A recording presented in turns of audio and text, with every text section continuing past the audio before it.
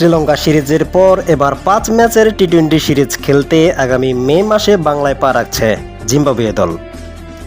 ইতিমধ্যে আপকামিং এই সিরিজের টাইম শিডিউলও ঘোষণা করা হয়ে গেছে। আগামী জুন ২০২৪-এ ক্রিকেটের আরও একটি মহা আসর অনুষ্ঠিত হতে চলেছে।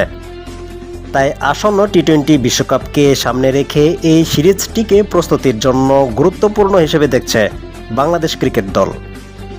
৫ ম্যাচের প্রথম ৩টি অনুষ্ঠিত হবে চট্টগ্রামের জহুর আহমেদ চৌধুরী স্টেডিয়ামে, আর বাকি 2টি অনুষ্ঠিত হবে ঢাকার শেরেবাংলা ন্যাশনাল ক্রিকেট স্টেডিয়ামে।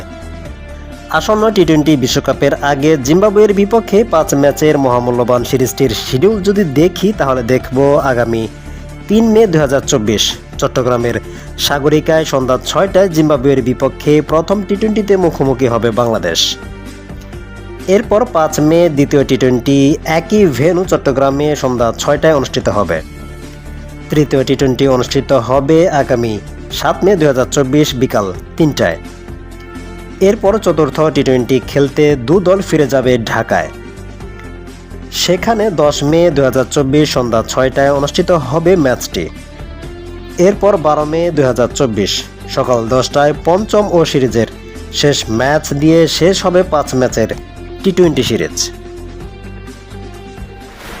সাথে ছিলাম আমি মিজানুর রহমান, টুনাইট নিউজ বাংলা।